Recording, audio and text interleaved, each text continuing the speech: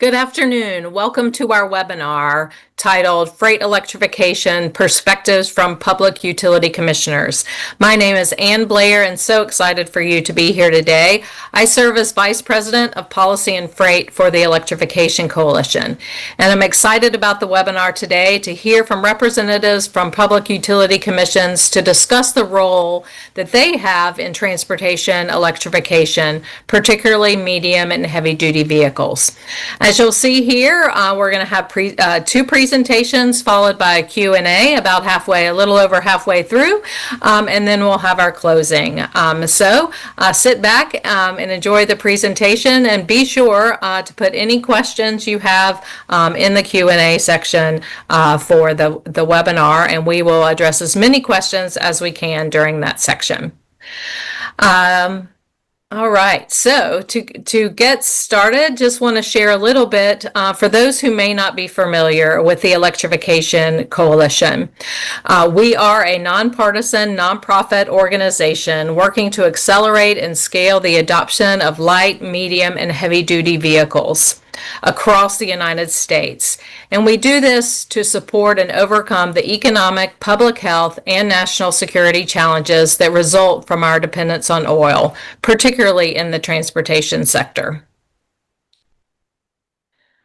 Over the past several months, we've seen a significant shift in the landscape for transportation electrification, and more specifically, medium and heavy-duty electrification. Globally, we are seeing the market has been growing across all sectors.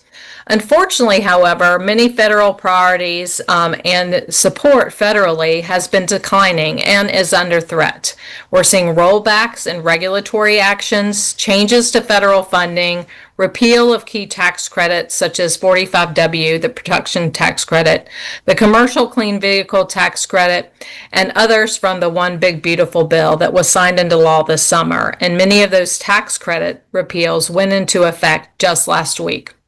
Despite these challenges, there is an increased opportunity and focus for states, utilities, and local communities and other actors to support transportation electrification. We do believe it's imperative for us to be able to globally compete and support this growing sector.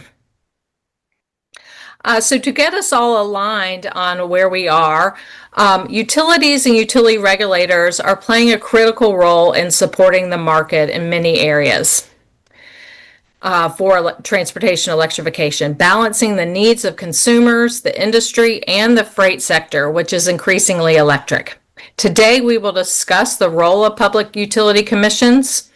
And for those who may not be familiar with what these are, often referred to as PUCs or Public Service Commissions, PSCs. They are regulatory agencies within states to determine fair and reasonable rates for services under its jurisdiction, which can include electricity, gas, water, and other services.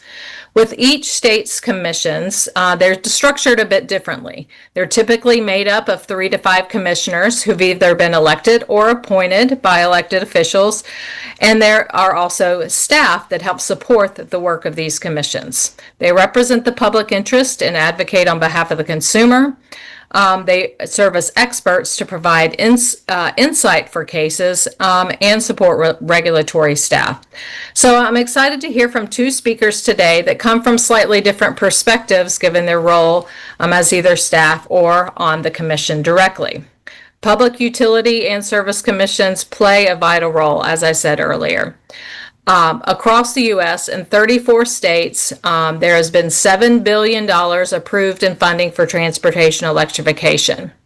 That's primarily programs that have been filed by investor-owned utilities. And of that $7 billion, $3.1 billion has been available for fleets, medium, heavy-duty trucks, and port equipment. Key elements of EV utility programs include demand charge reform, fleet electrification support, make-ready infrastructure, planning, rebates and incentives, time of use rates. Those are just a few of the examples of key components of utility programs, which we will hear some about today. Now, this is not an exhaustive list, but some of the main components of these programs. So now I'd like to turn it over to Al Freeman, Assistant to the Electric Resources Division Director with the Michigan Public Service Commission, to share a little bit about his role and the opportunities and what they have accomplished there to support transportation electrification. So I'm going to turn it now over to you, Al. Thank you very much. Good afternoon, everyone. My name is Al Freeman, and I work for the Michigan Public Service Commission. I am a departmental specialist, and I'm the leader of the Commission's internal EV team. First of all, I want to make it clear that I'm speaking today in my capacity as an individual and not on behalf of the Michigan Public Service Commission. The Commission only speaks through its written orders. The Michigan Public Service Commission is composed of 3 members appointed by the governor to serve staggered 6-year terms. No more than 2 commissioners may represent the same political party, and 1 commissioner is designated as chair by the governor. The Michigan Public Service Commission has over 200 professional staff serving the public with expertise in finance, economics, law, engineering, auditing, and accounting. Its mission is to serve the public by ensuring safe, reliable, and accessible energy and telecommunication services at reasonable rates. The Commission is a creature of statute, and statute gives the Commission its authority and defines that authority. So everything that the Commission does as it relates to the regulation of utilities and medium and heavy duty electrification must be rooted in its statutory authority. Michigan law gives the Commission a pretty broad grant of authority. The Commission has broad jurisdiction to regulate investor-owned electric and natural gas utilities. The Commission may regulate all rates, fares, fees, charges, services, rules, conditions of service, and other matters of formation, operation, and direction of the utilities. The Commission also has the power and the jurisdiction to hear and pass upon all matters pertaining to, necessary or incident to, the regulation of utilities. However, the courts have stepped in and limited this authority in some pretty impactful ways. Specifically, the Commission does not have the authority to make management decisions for the utilities. The Commission may decide whether expenditures made in accordance with those management decisions are reasonable and prudent, and can deny recovery if they're not, but we can't make those decisions for the utilities. Our decision-making processes vary by level of formality. Contested cases are really formal and include rules of evidence, burdens of proof, and limitations on communications. Rulemakings are also done through a formal process, but it's a little bit more accessible to the public and other interested parties. Our work groups and collaboratives are great for trying to identify collaborative solutions or working through complex issues that can be challenging. For instance, our EV pilot programs began with a series of work group sessions. For about a year, there were multiple meetings where groups participated, sharing ideas, and by the end of it, we were able to create a framework that everyone thought brought a lot of value and was able to be implemented in future rate cases without much disagreement. It is important to note that whether in a contested case or decisions related to work group recommendations, the Commission speaks through its orders, all of which are available on the public. All are available to the public on the Commission's e-docket system. And if my contact information is on my final slide, and if anyone has any questions or would like me to walk you through how to access things, I'm happy to do so. Many of the Commission's decisions are done through the contested case process. This is a very formal process, and contested cases look a lot like what you'd see in a typical courtroom. The entire process is designed to collect evidence upon which the Commission will base its decision in the case. Due process is exceptionally important throughout the contested case process. It ensures that all parties get a full, fair, and efficient and impartial hearing in accordance with the law. So who participates in these cases? There are 2 types of intervention in a contested case. The first is intervention by right. Certain parties have a legal right to participate in the case, and these parties include the company filing the case, its staff, its legal representation, the Michigan Public Service Commission staff, the Michigan Attorney General, and any other party provided for in law. The second type of intervention is something that's more applicable to everyone on this call, and it is permissive intervention. And essentially, parties without a legal right to intervene must petition the administrative law judge to permit them to participate in the case. In order to be granted permissive intervention, the petitioner must demonstrate that they would likely suffer an injury in fact, and the petitioner's affected interests are within the zones of interest to be protected or regulated by the statutes in that case. In our rate case, and often in our rate cases, we get a wide, diverse interest group of interveners. Companies like EVgo, Walmart, and Kroger regularly participate in our rate cases. EV issues have become a staple in our rate cases over the last 5 or 6 years. So it is a great place if your company or your organization has some interest in EV issues and sees what the utility has proposed, or sees, would like to advocate something a little slightly different. That's a great place to get involved and to share your thoughts and your opinions. In a contested case proceeding, decisions must be based upon the law and supported by the facts in the evidentiary record with appropriate justification. Our rulemaking processes have several steps, and they are intended to allow for interested parties and persons to participate and provide feedback throughout the process. This ensures an opportunity for a transparent and thorough vetting of any rules that are adopted by the Commission. Next, I want to talk a little bit about what the Commission has identified as kind of its key electrification transportation priorities. The first is grid capacity and reliability. Does Michigan have the capacity and the grid infrastructure to support the growth of electric vehicles? Overloads on individual distribution circuits is the most immediate concern and relates to the increased adoption of electric vehicles, especially electrified fleets and transit vehicles. One way we've addressed this so far is working with the investor-owned utilities to shifting EV load off-peak through managed charging and time of use rates. And so far that has been very successful with off-peak charging occurring over 80% of the time. The second key area is accessibility and affordability. How can all Michigan residents benefit from electrification of the transportation sector? The opportunity to lower customer bills by improving utilization of the grid and spreading the cost of maintaining the grid over more kilowatt hours is a phenomenon we've noticed so far, which is very encouraging and makes us optimistic for future growth. Energy resilience. Can electric vehicles allow for enhanced customer or community energy resilience? This would be vehicle to grid or vehicle to building. Michigan, we have some stormy weather and tornadoes and windstorms that are becoming more common, and trying to use all tools available to decrease outage times and speed up restoration. The fourth consideration is economic development. How can Michigan continue to attract existing and future investment in the electric vehicle supply chain?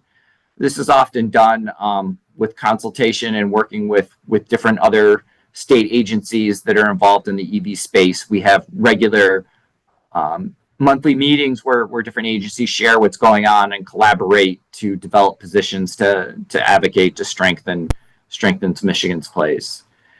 Now, the slide before you is kind of just an introduction of our three largest investor-owned utilities and what their EV pilot programs look like. Consumers Energy's Power My Drive was first approved in January of 2019, and Power My Fleet was approved in December of 2020. DTE Electric had their pilot approved in May of 2019, and also Indiana, Michigan has a pilot program, as does Upper Peninsula Power Company and Alpena Power Company.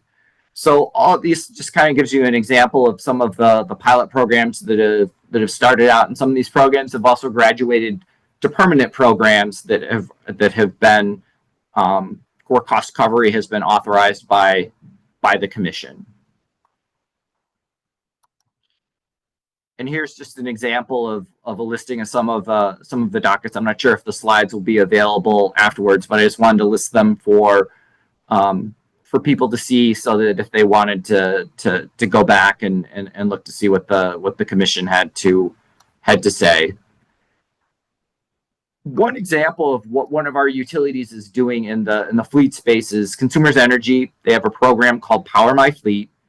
It's designed to help a company switch its fleet to electric vehicles, and Consumers Energy will partner with your business and a fleet, and partner you with a fleet electrification consultant to gather and analyze data that is based upon the performance of your current fleet vehicles, and help you to develop a customized electrification assessment that will include EV and charging station recommendations, along with projected cost savings, and also some of the environmental benefits as well.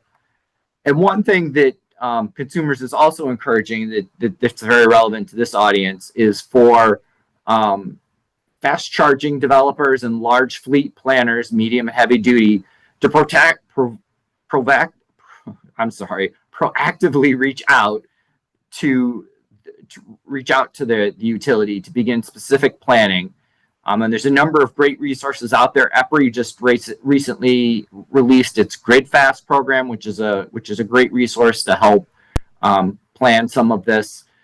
Both Consumers Energy and Detroit Electric, or DT Electric, offer limited DCFC rebates, and that's also a great opportunity to save money.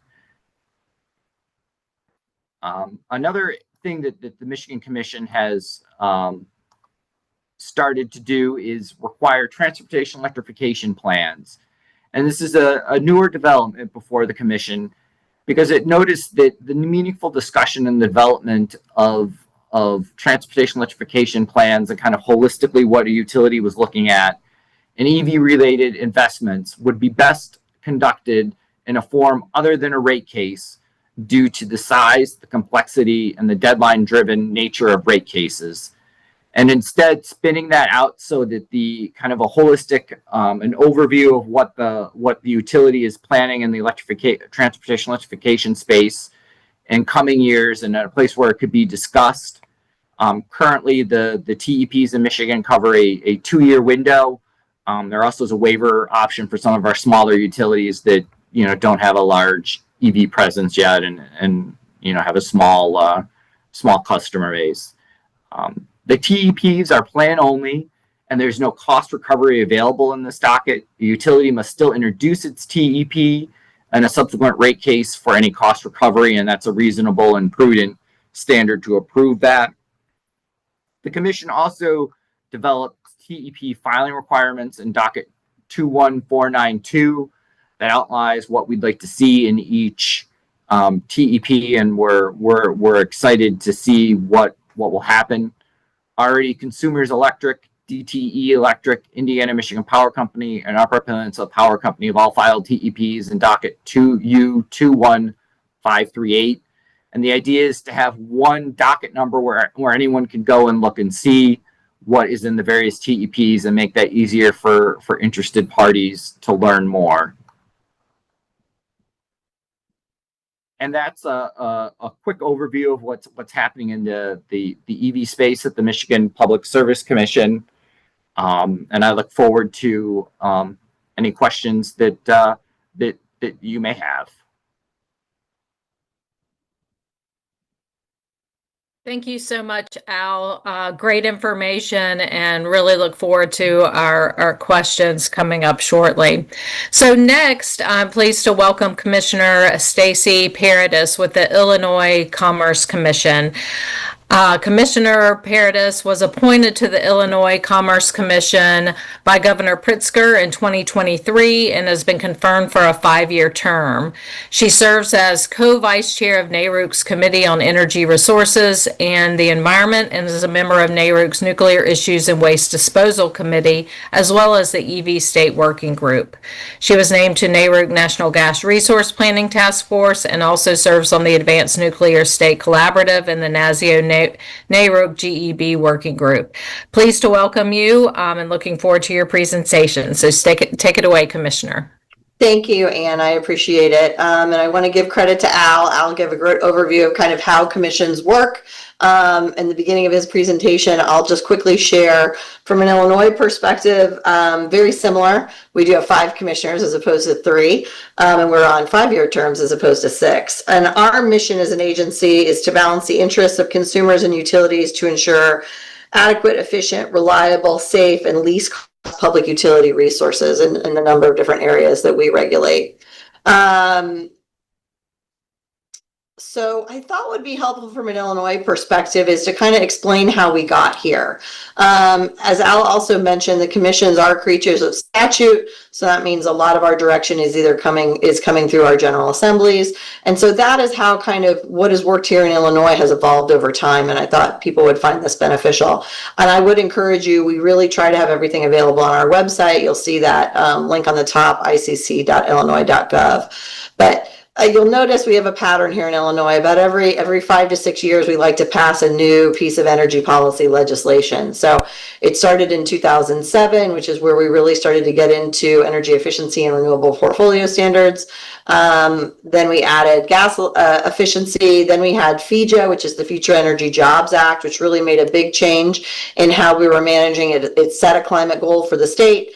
And how we were managing more investment on the renewable side. And then obviously we had CEJA, which people are familiar with, that passed in 2021, which really did set our climate goals going out to 2050, and as well as put in place the requirements for beneficial electrification, which I'll go through here a little bit today.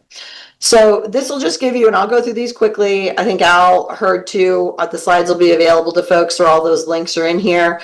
This gives you a sense of where we were and what were the key components of that. Again, based on efficiency standards, first for electric, then for natural gas, and also establishing our RPS.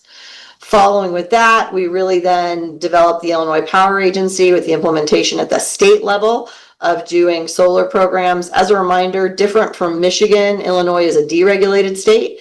That means that our utility companies are not responsible for their power generation. They are wires companies, so they do the distribution and transmission. That also means from a regulatory perspective, we at the commission, we manage what they're doing on the transmission side, not what they're doing on the generation side, because they do not own that generation. So just another kind of key difference between ourselves and Michigan. And then again in 2016, a big focus on expanding our electric energy efficiency programs and really also digging into low income programs and affordability, which is something that then goes through the rest of our policies here in Illinois. Following that was then what set our climate policy under Governor Pritzker, which is CEJA, the Climate and Equitable Jobs Act. And you can kind of see here the overview of CEJA. Our goal is to be carbon free by 2045. And with a 50% renewable energy goal by 2040 and 1 million EVs on the road by 2030. So very aggressive goals for what we have here in Illinois. Also incentives in there on solar to storage, coal to solar, and a number of things on connecting renewables to the grid. But the key component of CEJA is this equity piece, which is really tying everything into those communities that have been left behind in the past to making sure that they are getting the investments that are happening from the clean energy economy. So after that, another big piece of CEJA focused on our electric utilities. For those that are familiar with Illinois, we have 2 large investor-owned utilities, Commonwealth Edison and Ameren, Illinois. Those are 2 that we regulate here at the commission. They had to put together multi-year integrated grid plans, and that really set across what was their path going to be to get to these climate goals. Within that are all the beneficial electrification plans and the energy efficiency plans based on other goals that we had mentioned earlier. So this gives you a sense of everything that's in there, including targets in there on federal funding and different procurement plans. Different from what Al spoke to, in Illinois, we kind of do stuff in separate chunks. So our energy efficiency programs are within their own docket. Our beneficial electrification plans are in their own docket, as are, after this first year, our rate plan and our grid plans. And some of those are open right now. So some of those I won't be able to speak to. But to dig into what you guys are probably most interested in is our beneficial electrification plans, which is where our transportation electrification will be. You can see here what the goals are on related to greenhouse gas emissions and what the targets are on those plans, including the initial investment, rebates, and decarbonization pilots that have been set forth. This has been very fast-tracked for us in Illinois. So CEJA was signed into law by the governor in October of 2021, and the first set of plans were filed and went through our traditional process, where they were all participations were involved, providing feedback. That went through. Our first set of beneficial electrification plans were voted on in March of 2023. So I know that doesn't seem, but that's a pretty tight period of time to put together new programs up. So that is what happened. And that the first set of plans, I will say, were voted on a week before I came on the commission. So I did not participate in that docket. And this gives you an overview of, and then we just had a second set of plans that were approved earlier this year. So what we're going to do is kind of give you an overview of what those are to date. So this is for Commonwealth Edison. Commonwealth Edison is our largest utility. It's also in the northern part of the state, so serving Chicago, the suburban area, all the way across to the Quad Cities. It's $168 million, as you can see, and really gives you an overview of what they were prioritizing with fleet and public sector electrification, really make-ready infrastructure, and they also built in their residential charging programs, and then some R&D things, because this was all put up very quickly. So there was a lot of pilots that were built into it. Ameren's plan, Ameren is a larger territory, but has a smaller number of customers that they serve. So you see theirs is an $87 million total investment. They really were focusing on charge ready and chargers to really incentivize that participation there for our residential customers, as well as some of off-peak charging that Al had spoken to in Michigan. And it really was investing here in more community planning and what they were doing with their public sector fleets that are happening in that part of the state. So a little different, but makes sense based on if you consider the geographic territory that's very different for our two utilities.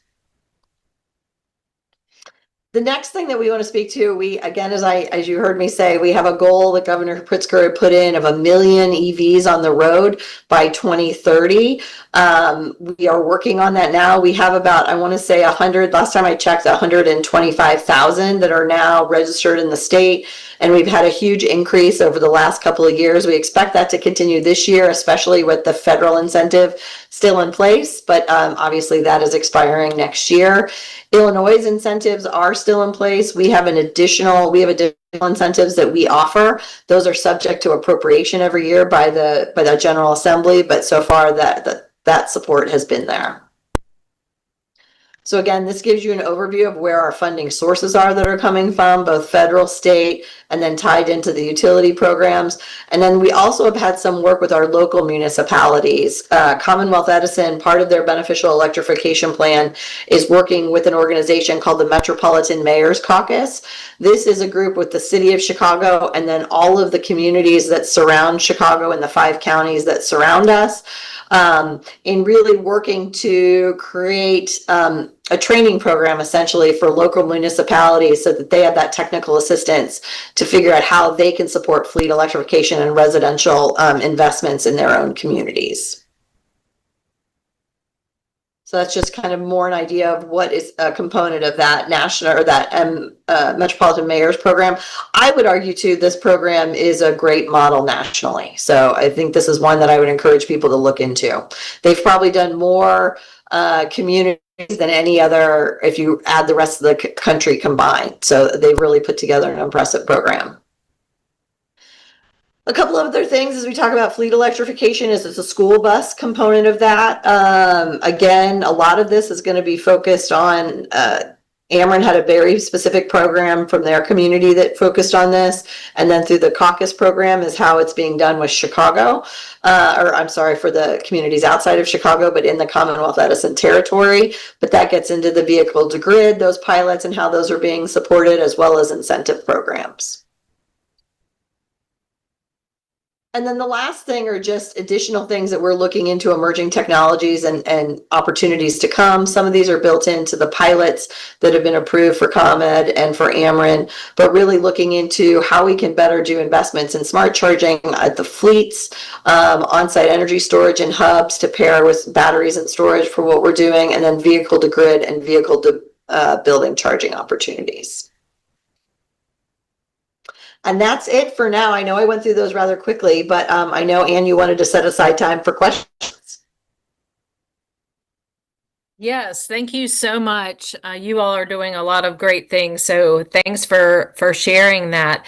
So do want to move forward for Q&As now. So let me go ahead and pull up questions. Bear with me just a moment.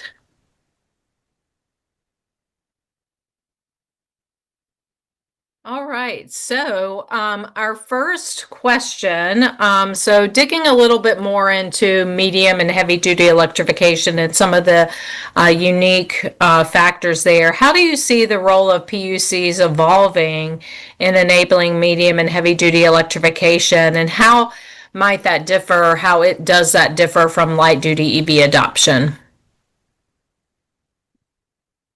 Al, you want to go first or do you want me to? I was always taught to let the commissioner go first. Yeah, so from an Illinois perspective, we have the larger climate goals that are really tied to greenhouse gas reductions, which means we're focused on both. We're focused on both where that investment is on the fleet side, as well as what that means for the residential customer.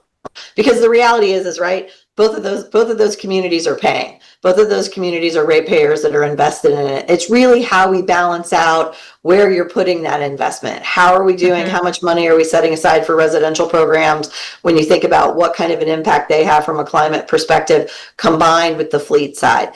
Now, I will say, in addition to the work that we do here at the ICC, we do have an EV officer within our environmental protection agency at the state level.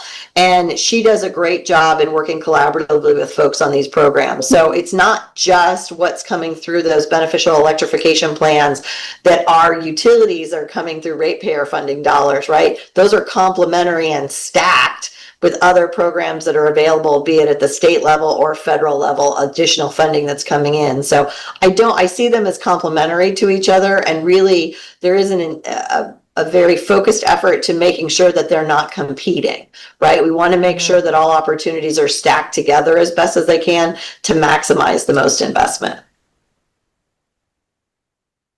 And I think in Michigan, it's a little bit different. We lack the climate legislation that Illinois has, so that it's a little bit harder to calculate that and to take that into account. But I think it's evolving, and the recognition that for medium and heavy duty, it's going to be a larger amount of load that's going to be required, and the accompanying infrastructure that'll need to be built in many cases to support that. And then that's something to take into account as you're planning in the integrated resource plans or the distribution plans, and also with the transportation electrification plans. And like the commissioner shared in Illinois, the Michigan Public Service Commission is only one agency that's involved in this space. Our energy and Great Lakes and the environment has someone similar to like the EV lead that Illinois has, and collaborating with the other state agencies, is becoming more and more important. Another thing that right now our commission is looking at and hasn't made a determination is, the recognition that there is in some cases a transformer shortage when it comes to some of these facilities, and do you build a surplus inventory of these expensive items, or do you make sure that you have multiple supply streams, and there's some challenges there still being worked out in our rate cases. But that's another place where commissions will get more and more evolved is these issues, as medium and heavy duty electrification becomes more and more common.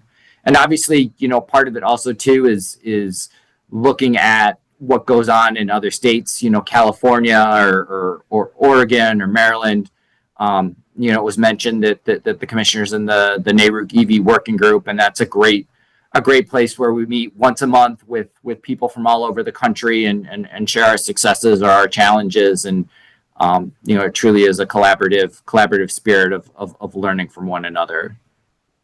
Yeah, that collaboration I think is so important. Can you share a little bit more, and we'll go back to you, Commissioner, of how you're coordinating with other state agencies, for example, with state transportation departments? They are responsible for deployment of the National EV Infrastructure Formula Program, for instance. How are you all working across agencies, if you are, to ensure there's good communication about what's planned? Yeah, I think a lot of that in Illinois, we do have strong commitments, and everyone is very aware of what our energy policies are and our climate goals are. So our utilities are very much encouraged to cross over to work with those other agencies.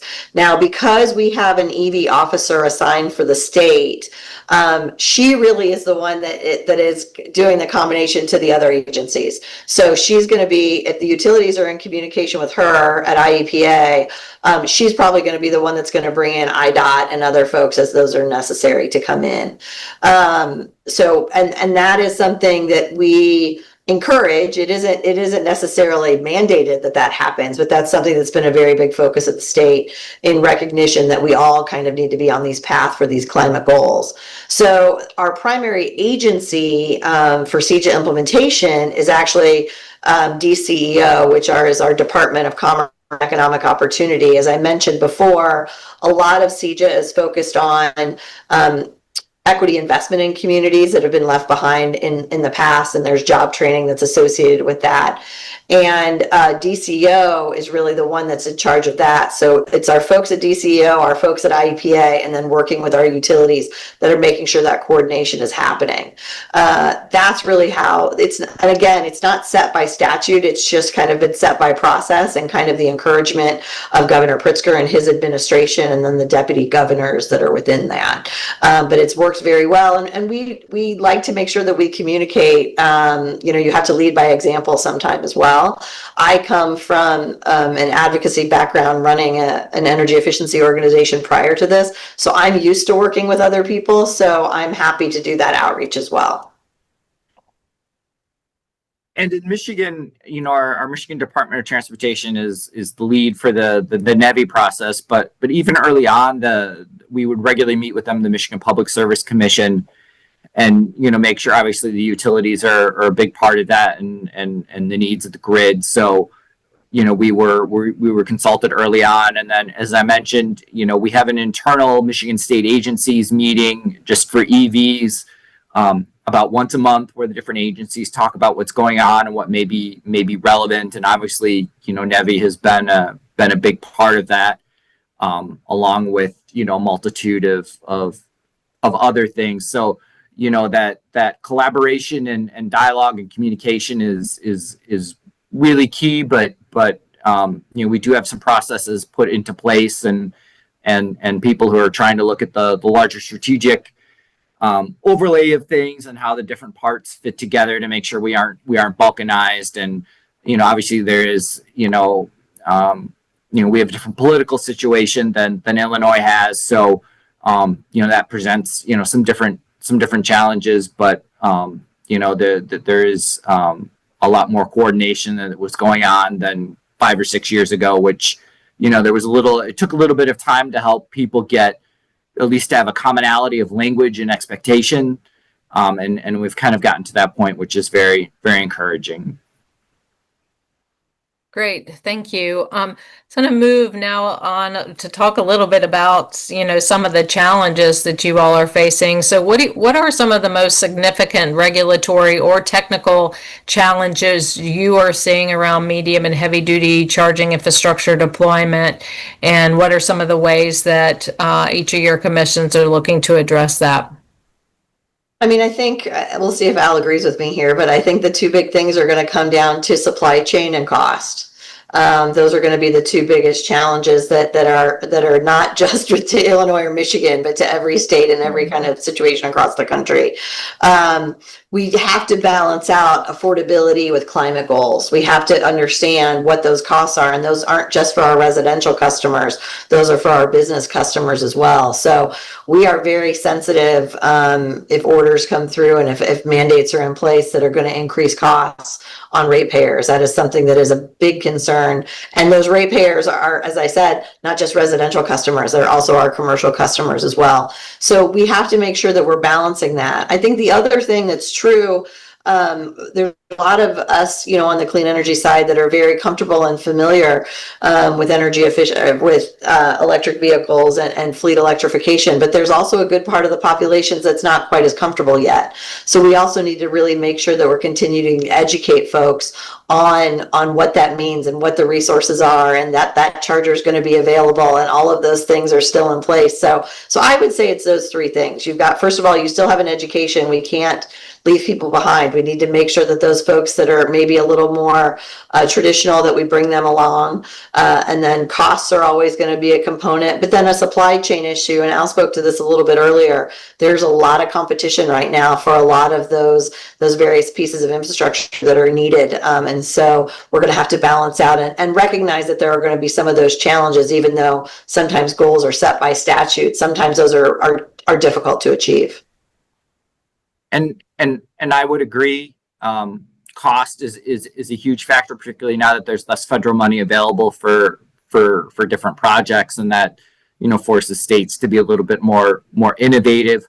One of the challenges we have in Michigan is overall grid reliability and trying to improve that and balancing expenditures that are more directly related with EVs versus overall reliability, and I don't envy our commissioners of trying to reconcile those competing needs in rate cases. Obviously I agree that education is very important, whether it's for someone having a Bolt or an EV Equinox or a large fleet electrifying, that there's it's a new technology and people are still learning and getting familiar with it and feeling comfortable with it, and part of the commission's job is to make sure that when you do install those chargers that there is the power to charge up so that businesses can make money and pay their employees and transport goods. Yep. Well, thank you for that.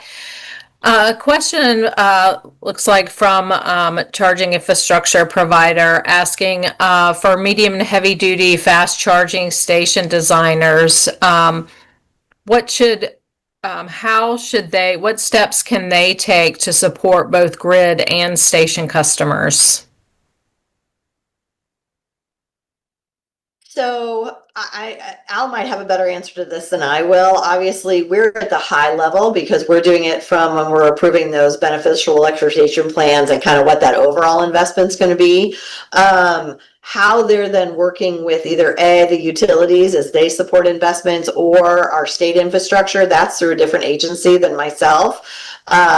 That being said, I would encourage people to reach out and participate in the process. Those are going to be the most important things to get involved, because and I know that a lot of times participating in government process and utility process can be a little overwhelming and burdensome when you're trying to participate in RFPs and things like that and become program partners. But that investment is there, at least in a state like Illinois, when there's going to be investment over multiple years. It's worth taking the time to establish those relationships with those agencies. And I know in Michigan that's a great question. That's something as staff, as we develop our positions and rate cases or response to and other matters, that we've talked about. And there's no reason that with perhaps with creative planning that charging for medium and heavy duty vehicles can contribute to the overall grid reliability and grid health. I mean, you could some situations, depending upon what your use case is, I mean, you could try to incorporate some storage.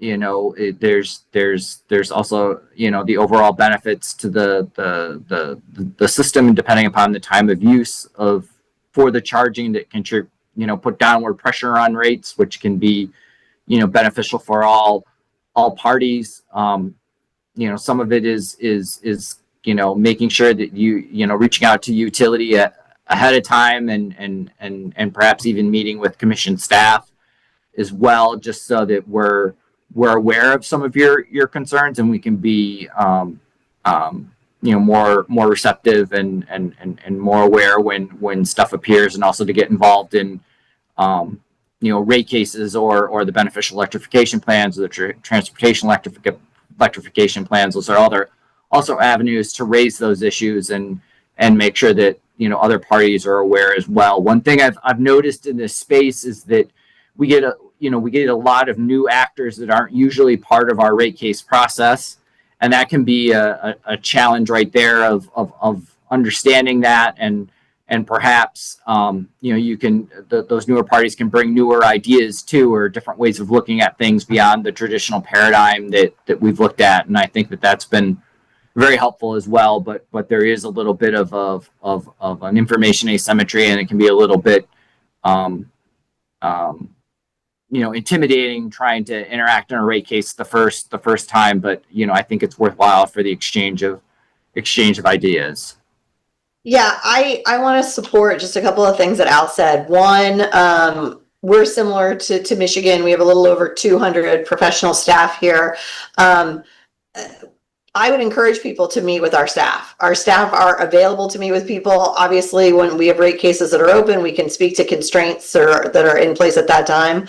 But it's really important that our staff also have the opportunity to meet with folks and talk about opportunities and challenges. So I just want to reaffirm what Al said. That's so important to do that, as well as getting involved in the cases, and that can in and of itself be overwhelming. But I really would encourage folks to get involved, not just directly with some of those agencies, IDOT or DCEO or IEPA, as I mentioned here in Illinois, but also meet with our folks here at the commissions to explain to them what some of these technologies and some of the challenges are, because all of that learning curve is very beneficial to the staff for questions that they can ask when those formal proceedings come up. Great. Great advice there. So another question that's come in specific to examples and case studies. What are some best practices, pilot program examples that you've seen in your areas that would be particularly useful for rural electric co-ops and smaller utilities to consider adopting? So we're still, again, this is very new to us here from the RBE plans here in Illinois. So the baby's only crawling at this point in time when we talk about the pilots that we put together. That being said, I think school buses are a great opportunity, and one of the things in particular for rural areas that are very important. And as Al discussed, there's also opportunities for school buses related to time of use rates, off-peak charging, all of those kind of things that are important. So that would be one that I would say is one in particular for the munis and co-ops to look into. Also because there's additional funding stream related to school buses. Everybody kind of, I think, recognizes from the beginning the opportunities that come from both the energy reduction in energy consumption, but also the reduction in emissions that can come from electric school buses that are really beneficial. So I would say that's your first step. There's also, I know there has been pilots around the country on municipal fleet electrifications and things like that, which is another opportunity. There's ones that are just related to their fleet vehicles. There's also some related to public safety. Obviously, those have different considerations with them, but I would say those three are probably your first step, which is more on the public sector side. And I would agree. School buses are a great place to start. We have a couple pilots of those as well, and some of the early indications, are very promising. I know in Michigan we have some of our smaller utilities do have EV pilot or EV tariff language. I think those are an opportunity to look at some of those IOUs that are similarly situated to the size of a muni. And like the commissioner said, a lot of this is still relatively new. and in Michigan, the two largest investor-owned utilities, and their footprints, it's been more, suburban and urban environments that have adopted EVs and the learnings and getting a little bit farther out, that process of learning and iterating is still ongoing. So I wish I had a better answer, but it's everybody's kind of in a similar situation. Oh, great. What are your thoughts around proactive grid planning for sites that may require 10 megawatts or larger power in the coming years? So thinking, some of these major freight corridors, areas around ports with, drayage trucks. How are you all thinking about grid planning for those very large projects? Al, I'm going to check my notes, so I'm going to let you go first on that one. Okay. Well, when I think it comes to grid planning, Michigan has an integrated resource plans that are required from our utilities that incorporates future projection of load. So that's certainly an area to get involved and to make sure that load is calculated, because that's obviously going to be a big bump. And then also, to coordinate with your distribution and your transportation companies to make sure that the infrastructure is available and the supply chain is there to provide, and hopefully with a longer lead time of reaching out that things will go more effectively. I just would encourage any and all companies or project managers to reach out to your utilities, to reach out to your PSC or PUC and make sure they're aware and build those relationships that'll help smooth the process. Yeah, I think Al hit it right on the head there. It really is important to do that communication and do that communication early based on when the assumptions of those that need is coming in. Obviously, a lot of us from the commission standpoints are a bit overwhelmed with this data center debate that's going on right now. So we don't want to lose sight of some of these other kind of smaller needs that are going to be coming in, because those are really important in the day-to-day activities of all of our local communities.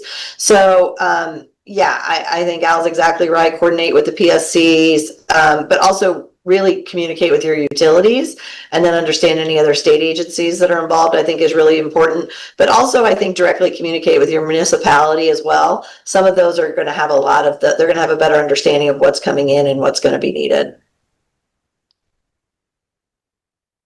Great, thanks for that.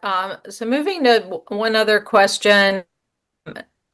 Multiple studies have shown that EVs and charging can and are putting downward pressure on electric rates, especially when off-peak charging is encouraged.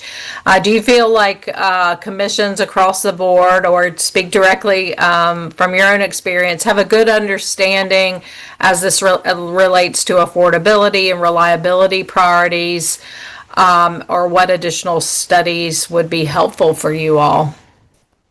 We're all paying attention to that. We're all paying attention to affordability and reliability. Like those are the key things that I think I feel confident that every commissioner is paying attention to day in and day out. That being said, in my opinion, more information is always good, because everything is evolving so quickly from technology now, and different experiences and different case studies, that I at least always appreciate more information. And I will say I'm a person who appreciates a lesson learned from a case study almost more so than I do a best practice.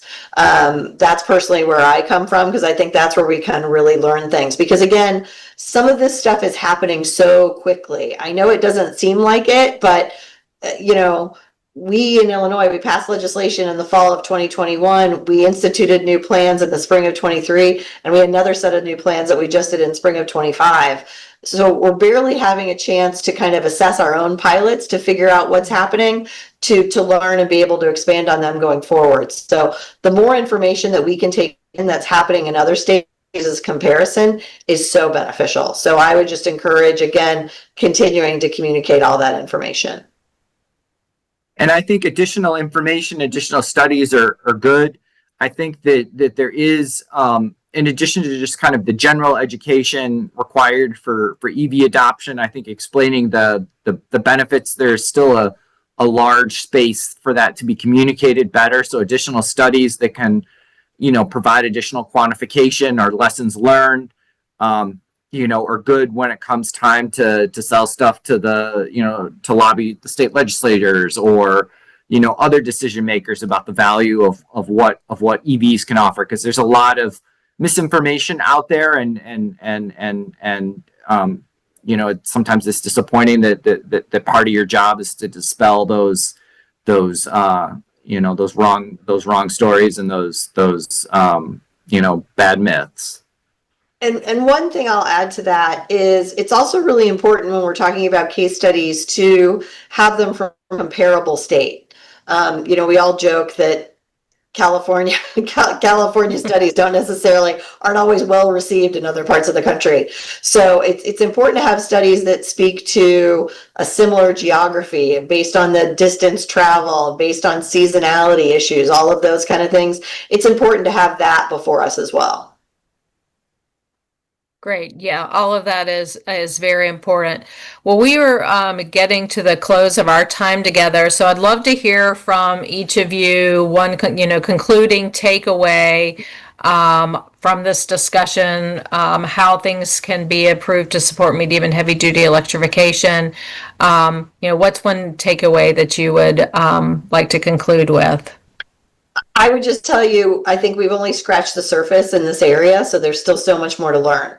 So again, echoing what Al said, I think it's really important to reach out to the commissioners, which I'm happy to do. I know their commissioners get very nervous about that, but I'm happy to talk to people, as well as our staff on what are the opportunities and what are the challenges that people are having. Again, we learn just as much from the challenges as we do around things that work perfectly. So that would really what I would encourage people is it is worthwhile to continue to communicate and to do that outreach. I think we already did give a shout out to the EV working group at NARUC, but it is a pretty expansive group. There's opportunities to present in front of that group and have that interaction. We have a great cross representation of commissioners from all across the country. So I would encourage people, if they can, to share information through that group as well. And I would echo those points. It's important to reach out to your utility, to the local, the local level of government, and then also to the state government. Reach out to the commissions. There's, for most of them, there's an EV person or an EV work, team, and it's good to talk with them and learn from one another. And obviously this is in a space that's becoming more and more important and relevant and something that cuts across a lot of what a public service commission or public utility commission does. Not just in the EV space, but in terms of reliability and affordability. Great. Yes, I will agree with you that we have just scratched the surface. We did not even get to a lot of our questions that the audience had today. So for the audience, we will follow up and see if we can get all your questions answered separately. And we appreciate the leadership of you both in this space. We know it is a new landscape that we are in, but lots of opportunity to support innovation and economic development in the U.S., in our own states, and in our communities. So just thank you all for your leadership in this space, and please let us know how we can help you through our role at the Electrification Coalition. And for our audience members, if you have other recommendations or things you'd like us to share, please do reach out. So again, I want to thank you both, Al and Commissioner Paradis, for joining us today. And as we close, I encourage you all to stay in touch with the Electrification Coalition, either by following us on social media, such as LinkedIn, or email us at info@electrificationcoalition.org, or subscribe to our newsletter. And that wraps us up for today, but please do feel free to reach out. Thank you all for joining, and have a great rest of your day. A recording of the webinar will also be shared and available on our website soon. Thank you. Thank you.